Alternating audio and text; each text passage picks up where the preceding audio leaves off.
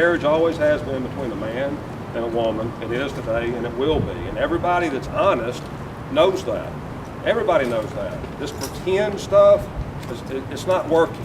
Your citizens of Alabama and this nation know that marriage is between a man and a woman. And just a little history lesson. When you had the philosophers, Aristotle, the homosexuals back in Greece, they didn't even try to do that. They knew they were homosexual. That was okay for them. It's not okay, it's not okay, but it was okay for them. They never tried to say that two men could be married or two women could be married because they knew that marriage was between a man and a woman. And it always has been ever since the creation. So, that's where we stand today. Now, the second part of this also is that he's no longer sitting right now. He's been suspended.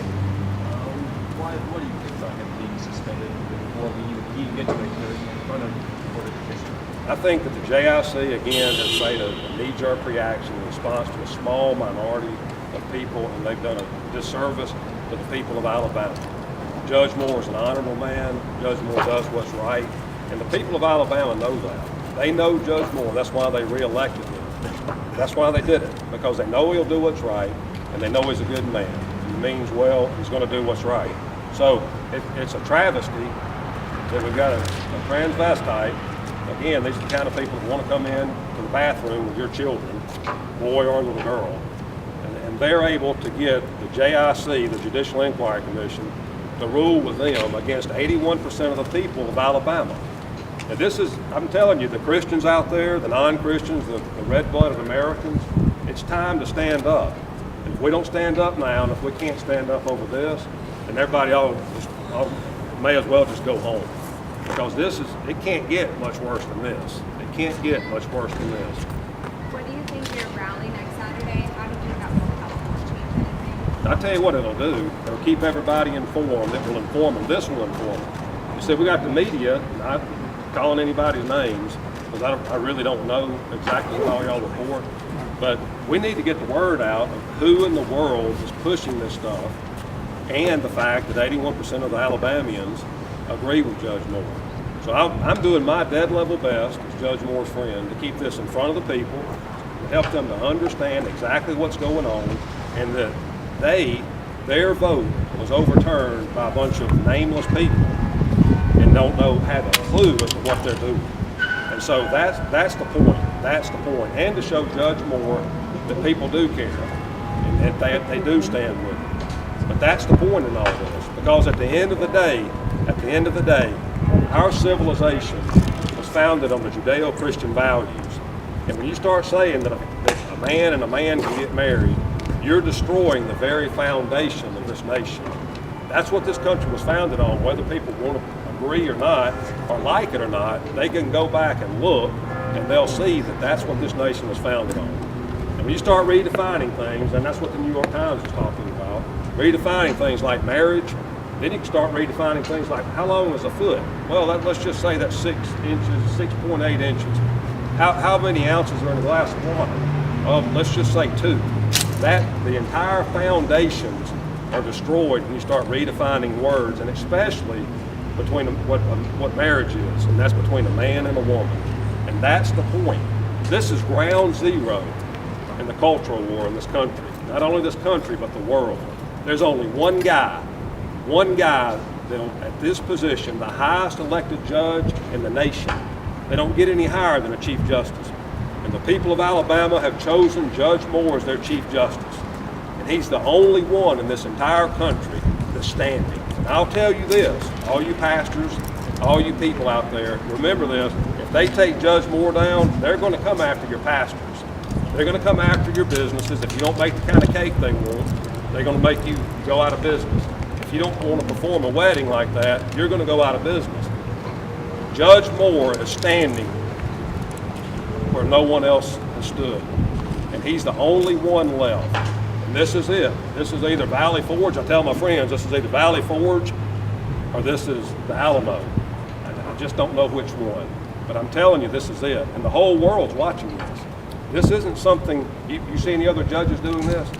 You got 8 people on this Supreme Court behind me. Where the heck are they? What's going on here? Where's this governor down the street? Why is he not over here defending Judge Moore? the lieutenant governors are, you know, you heard what she had to say, and then you got Luther Strange over there. Is Luther Strange going to prosecute Judge Moore? Is that who prosecutes Judge Moore? I know Bill Pryor did.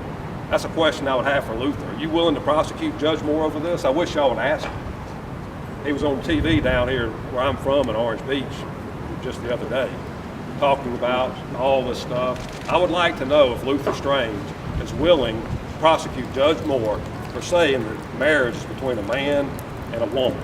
I mean, that's a good question y'all can go ask. My name is John Eidsmoe. I'm senior counsel for the Foundation for Moral Law here in Montgomery. And the foundation stands with Chief Justice Moore, and the foundation denounces what we consider to be a raw political coup in an attempt to silence opposition on this issue. Framers of this country established a system of a federal government with certain limited delegated powers, and also states with all powers reserved to those states, and the exact relationship between the federal government and the states, and especially the federal courts and the state courts, has been a subject for debate ever since the very inception of the Republic. Spencer Roane was a judge in Virginia, and if Thomas Jefferson could have appointed a Chief Justice, Spencer Roane was to be his choice. But here's what Spencer Roane had to say about the relationship between federal and state courts. He said, "I do humbly conceive that the states could never have committed an act of such egregious folly as to agree that their umpire should be altogether appointed and paid by the other party." In other words, he is saying the states would never have given to a federal court the sole authority to decide disputes involving matters of state power and state law. In the case of Johnson versus Williams, case of the United States Supreme Court in 2013, case addressing whether or not the California Supreme Court was bound to interpret the 14th Amendment the same as the Ninth Circuit Court of Appeals. In this case, for an eight-man majority, Justice Alito said for the court, "The views of federal courts of appeals do not bind the California Supreme Court when it decides a federal constitutional question, and disagreeing with the lower federal courts is not the same as ignoring federal law." Again, what I'm saying to you here is that we have an issue for reasonable debate of the finality of a Supreme Court order, especially an order like this one that I would say has no foundation in the Constitution, and there was a raw exercise of judicial power, a 5-4 vote of 5 unelected judges, 2 of whom should have recused because they themselves had performed same-sex marriages, but stayed on obviously only because their votes were needed to provide a 5-4 majority. There have been many instances in the past in which state courts have refused to follow the authority of the U.S. Supreme Court. One such example would be the Scott versus Stanford decision of 1859, a decision upholding the Federal Fugitive Slave Act, one of the most obnoxious and terrible decisions that the Supreme Court has ever issued. The Wisconsin Supreme Court simply annulled that decision, said that decision has no application in Wisconsin. Several of the New England states took similar nullification actions as well. We think that this is a decision that has no foundation in the Constitution, that will have bad social consequences, and that was a raw exercise of judicial power. And this is a proper instance for the Alabama Supreme Court to stand up, as they did a year ago last March, and say, we're not going to follow this order. And I hope they will continue to do so.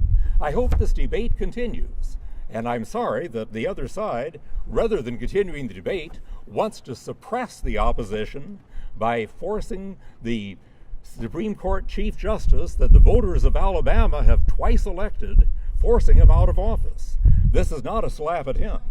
It's a slap at the people of Alabama. I'll take questions if you have any. So when it comes to people end up looking at the decision, the order that was issued in January, that seems to be the big crux of this issue. Why is that not a direct violation of that Supreme Court ruling, whether or not you agree with that Supreme Court ruling or not? The Supreme Court ruling laws of Michigan, Ohio, and Kentucky and Tennessee were invalid. Now, whether or not that is going to be applied beyond that to other states is a matter for state courts and other courts to decide. The Eighth Circuit Court of Appeals, in fact, said that this is not a final judgment insofar as the laws of the states in the Eighth Circuit were concerned. And I think we can see a similar issue here. So why do you think this is becoming, it doesn't seem like a lot of other states are dealing with this same issue where we have a Supreme Court justice actually taking on this fight. Why do you think it's here that we're really only seeing this issue pop up? We've seen other instances. We've seen Kim Davis up there in Kentucky. We've seen a Supreme Court justice speaking for himself in Louisiana who said that I can't go along with this, and so I'm going to dissent from the Louisiana court decision that says we have to follow Obergefell. But I think what's happened here is we have a Chief Justice who wants to interpret the Constitution for what it says, not for what courts have tried to tell us it says or means. And it's, I think, because of that, plus a tradition of Alabama where we say that, our state motto is "We dare defend our rights." And I think that we have that tradition here, and Chief Justice Moore stands in that tradition. You might remember a very liberal Supreme Court justice, Justice Felix Frankfurter, who once said in what was unfortunately a dissenting opinion, "It is the Constitution and not what we have written about it that governs." And Chief Justice Moore simply wants to go back to the Constitution itself, not a Supreme Court decision that has no foundation in the Constitution. But doesn't the Supreme Court ruling actually have precedence or more precedence over any lower Supreme Court ruling, even if it's the Alabama Supreme Court? Well, we read, for example, in Article 6, Section 2, that the Constitution is the supreme law of the land, the Constitution and federal laws and federal treaties. It doesn't say Supreme Court decisions are the supreme law of the land. But as to when we say the Constitution is the supreme law of the land, that means all of it, which includes the 10th Amendment, which reserves power to the states. And if there is anything in the U.S. Constitution that grants any power over marriage to the federal government, I don't see it. That being the case, according to the 10th Amendment, that power is reserved to the states. And I think what Chief Justice Moore is simply saying is, if I have to choose between following the Constitution or following an erroneous and illegitimate Supreme Court decision, I'm going to follow the Constitution. Governor Bentley this week said that he believes he's constitutionally bound to follow Supreme Court ruling. Or do you think that he's wrong? I would disagree with Governor Bentley in that respect. So moving forward, what do you really hope to see? I mean, I see people here for a rally, you guys are getting together. What do you want to do moving forward? What do you want to see? Well, first of all, I think we would like to see Chief Justice Moore acquitted of these charges, and he's got a very good defense team, and his legal defenses will be presented. That's the first thing we'd like to see. We'd like to see the Alabama Supreme Court stand firm behind both the Alabama Constitution and the U.S. Constitution. And I think we're hoping also that in other states throughout this land, that others will take up the gavel here as well and take a stand in favor of the states' rights that our framers guaranteed to us, because that whole principle of states' rights is not just an arbitrary division of power. It is the principle by which liberty is maintained by keeping federal tyranny in check. So we're hoping that this will light a fire that will spread across the nation.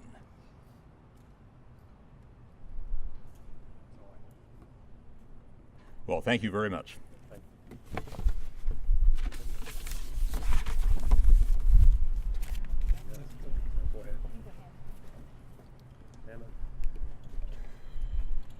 My name is Tom Ford. I'm the spokesman for Sanctity of Marriage Alabama. We held some 27 rallies last spring for the Sanctity of Marriage. Our name comes from the law that's been duly enacted by elected officials in our state, the Sanctity of Marriage Act. And our name comes from the Sanctity of Marriage Amendment, which was voted on statewide by our state and passed by an overwhelming vote of 81%. So we know the law in Alabama and what our people have voted for. I think even in the questions that have been asked today, there's some confusion. There is a bigger issue, and it's an issue over same-sex marriage, so-called, or marriage, traditional biblical moral marriage between one man and one woman. And as Mr. Young said, it's obvious to all that marriage is the union between one man and one woman, and we have male and female. God created them that way, and procreation is a part of that union. And that's what has sustained our society since the beginning of time. So there's this bigger issue, but when you come to Judge Roy Moore and what has taken place, you look at the charges from the JIC, they spend 20-something pages going through the history and kind of implying a bunch of stuff toward the chief.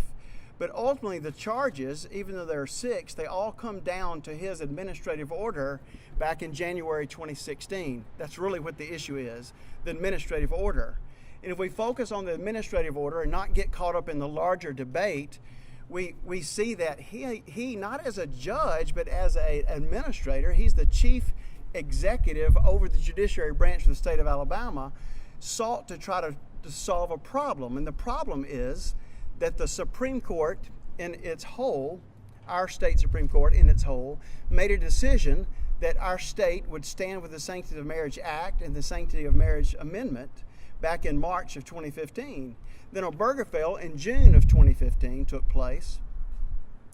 And then after that, there was chaos. The probate judges in our state did not know what to do. They didn't know whether they were under Obergefell or under the opinion of our state Supreme Court from March 2015. So then after that point, the Chief Justice sought to make it clear as an administrator. It was an administrative order that he gave to help the probate judges, but it forced the hand of our state Supreme Court to answer what was put before them in the API. And API was appealing to the court to answer those questions and solve the problems. So it wasn't anything that the Chief Justice actually did. He kind of, other than doing his duty as an administrator and seeing that the court continue to move forward and make a decision to clarify things for the judiciary in our state to help our probate judges.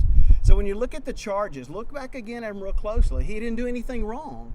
He made an administrative order. It pushed the court to make a decision, and that decision was 9-0. The court agreed with him. The decision back in March of last year was 7-1. The whole idea of same-sex marriage, the court has ruled unanimously on that. Our court has. So either way, I think these are the issues. Ultimately, we would say that Chief Justice Roy Moore has done nothing wrong. We want him to be reinstated back in office and all charges dropped. That's right. And we will have a rally next Saturday, a week from this Saturday, May 21st. And we will encourage people and inform people and try to show our support for that which is going on with the Chief Justice Roy Moore. Do I know? No, sir, I don't know.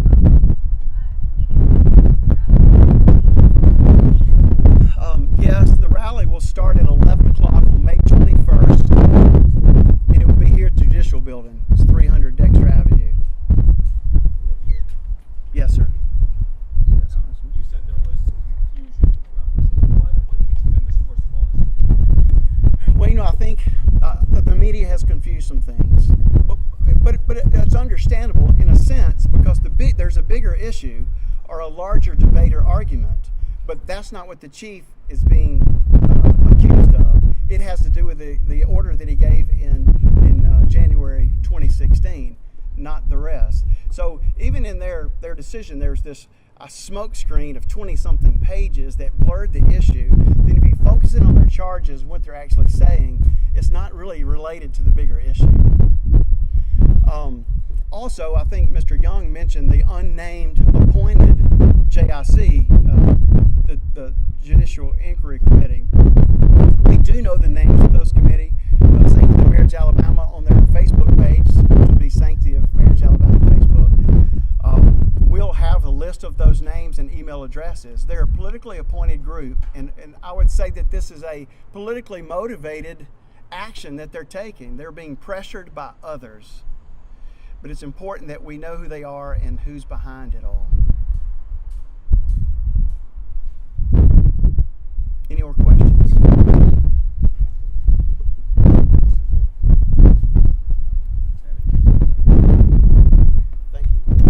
Just very quickly, I kind kind of take a different view from all of this, from the legal point and from it.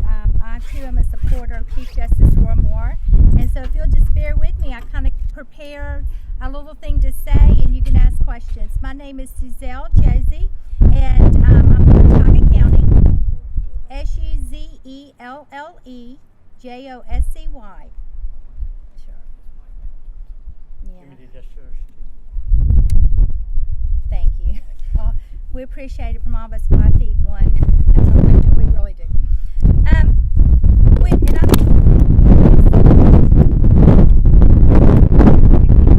it right down here about you. That's okay. That doesn't get in your way. Is that okay? I'm good. You good? Yeah. Okay. Good afternoon. My name is Suzelle Josie from Watauga County. When Chief Justice Roy Moore was suspended from office last Friday, I could hardly believe it. I could not believe that we are actually here once again to support Chief Justice Roy Moore as the JIC is trying once again to remove him from office for standing up for righteousness and our constitutional laws. The JIC keeps trying to get rid of this judge that just seems to not to conform to the political correctness of the culture. This judge that will just not sit down and shut up. And most of all, just like in the book of Daniel, this judge that just will not go away. I began to seek the Lord and ask him, what could be done? The conversation and the battle went on in my heart as I reminded God I was a nobody. And what could I possibly do? And after all, I had no power or authority to change the situation. Then God reminded me I was exactly right. And it was the nobodies he worked through because he was the somebody that could change everything. He works through the nobodies, and he is willing to use anybody that will want him to use them to make a difference. He is the somebody that makes a nobody a powerful tool in his hand. Chief Justice Roy Moore was a small town judge, seemingly a nobody that could make a difference on a national level. But he was willing to say, Lord, if you can use anybody, you can use me. God heard that prayer and he used him greatly to stand up for righteousness in government and preserve the constitutional laws of our country. The beginning of all of God can do through us is when we realize it's not the nobody that we think we are, but is the somebody that God is, that will give us courage and boldness and to step out and to stand up. I started thinking, I can do something. I can take a stand with the Chief Justice and invite others to stand with me as well. I called Mr. Young and others and suggested we needed to stand with the Chief Justice and let our voices be heard. One thing began to lead to another, and people all over Alabama and the nation are now calling, wanting to support and stand with the Chief Justice and the sanctity of marriage in Alabama and in our nation. Ladies and gentlemen, we are here to announce that is exactly what we intend to do next Saturday, May the 21st at 11 o'clock. Remember, everybody is somebody, and God can use you and your voice to let everybody know we will stand and support our constitutional laws for the sanctity of marriage, and we will push back on any and all laws that would seek to destroy the principles of the foundation of our nation. We will not be silent. We are willing to be used to protect and preserve a righteous government, our faith, our families, and our freedoms. So we invite everyone to come and stand because you are the somebody that can make the difference. I love the song by Matthew West. Do something. If not now, then when? If not me, then who? Right now, it's time to do something. Come join us as we do something next Saturday, May the 21st at 11 o'clock to stand up with Chief Justice Roy Moore and support our foundation of this nation, marriage. So, do you believe that the JIC has singled out, so to speak, Chief Justice Roy Moore? Absolutely. It's just like I said, they don't know what to do with this Chief Justice. He will not conform to the political correctness of this nation. He will not shut up. And like in Daniel, he just will not go away. And the people of Alabama elected him in 2003 to stand for them, and we elected him again in 2012 to stand for us. And the JIC has absolutely no business thwarting the will of the people in the state of Alabama.